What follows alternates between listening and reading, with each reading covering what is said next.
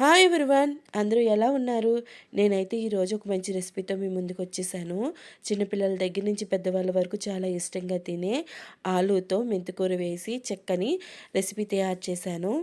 ఇది చపాతీలోకి కానీ, పూరీలోకి కానీ, దోశలోకి మసాలా దోశలాగా కానీ, అన్నంలోకి కానీ చాలా బాగుంటుంది. ఇంక లేట్ చేయకుండా వీడియోలోకి వెళ్ళిపోదాం. స్టవ్ మీద ప్యాన్ పెట్టుకుని 2 టేబుల్ స్పూన్ల వరకు ఆయిల్ వేసుకొని, ఆయిల్ కొద్దిగా హీట్ అయిన తర్వాత 1/2 టీ స్పూన్ వరకు జీలకర్ర వేసుకోవాలి. అందులోనే కొద్దిగా శనగపప్పు, 4-5 వెల్లుల్లి రెమ్మలు క్రష్ చేసుకున్నవి వేసుకొని కొద్దిగా ఫ్రై చేసుకోవాలండి. ఇది ఫ్రై అయిన తర్వాత ఒక ఆనియన్, మీడియం సైజ్ ఆనియన్ సన్నగా కట్ చేసుకున్న ఆనియన్ని యాడ్ చేసుకోవాలి. లైట్ గోల్డెన్ బ్రౌన్ కలర్ వచ్చిన తర్వాత 2 బంగాళదుంపలు చిన్నగా కట్ చేసుకున్న ముక్కలు ఈ ఆనియన్స్లోకి యాడ్ చేసేసుకోవాలండి.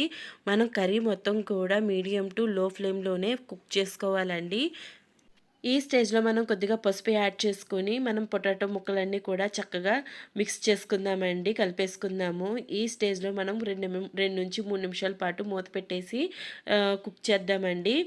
2 నిమిషాల తర్వాత మూత తీసి చూసినట్లయితే కర్రీ ఈ విధంగా ఉంటుందండి. ఒకసారి కింద నుంచి పైకి కర్రీ కలిపేసుకొని ఒక పీస్ని గరిటతో నొక్కినట్లయితే ఈజీగా సెపరేట్ అవుతుందండి. 2 పీసెస్ కింద అవుతుంది. ఈ స్టేజ్లో సాల్ట్ వేసుకుందామండి. టేస్ట్కి సరిపడినంత సాల్ట్ యాడ్ చేసుకుందాము. అలాగే ఒక టమాటో కూడా యాడ్ చేసుకుని మొత్తం కలిపేసుకుని మూత పెట్టేసుకుందామండి. టమాటో మెత్తబడేంత వరకు కూడా 1 నిమిషం కుక్ చేసుకున్న తర్వాత ఒక చిల్లి ముక్కల కింద కట్ చేసుకుని యాడ్ చేసుకోవాలండి. కొద్దిసేపటికి టమాటా ముక్కలు మెత్తబడతాయి. ఈ విధంగా ఉందండి. చూడండి, ఇప్పుడు మళ్ళీ బంగాళదుంపను నొక్కి చూసినట్లయితే ఈసారి ఈజీగా అయిపోయిందండి. చాలా మెత్తగా ఉడికిపోయింది. ఈ స్టేజ్లో నేను ఒక చిన్న సైజు కట్ట మెంతికూరని ముక్కలుగా కట్ చేసుకుని యాడ్ చేసుకుంటున్నానండి.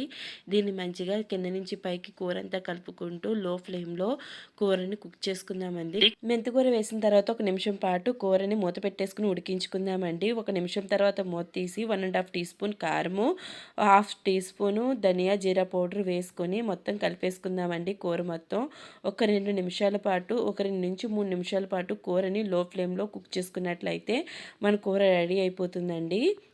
3 నిమిషాల తర్వాత మన కర్రీ రెడీ అయిపోయిందండి. చూడండి, ఎంతో కలర్ఫుల్గా బాగుంది కదా. చిన్నపిల్లలకి కంపల్సరీగా ఆకుకూరలు పెట్టాలండి. ఈ రోజుల్లో పిల్లలు తొందరగా సైట్ వచ్చేస్తుందండి. అలాంటి పిల్లల కోసం ఆకుకూరలు ఇలా ట్రై చేస్తూ ఉండండి. మా పిల్లలైతే చాలా ఇష్టంగా తిన్నారు. మీకు నచ్చిందా? నచ్చితే మీరు కూడా ట్రై చేసి మీకు ఎలా వచ్చిందో నాకు కామెంట్ సెక్షన్లో తెలియచేయండి. ఈ రెసిపీ మీకు నచ్చినట్లయితే లైక్ చేయండి, షేర్ చేయండి. ప్లీజ్ సబ్స్క్రైబ్ చేసుకోండి. పక్కన ఉన్న బెల్ ఐకాన్ కూడా ఆన్ చేసుకొని పెట్టుకోండి. Thank you for watching.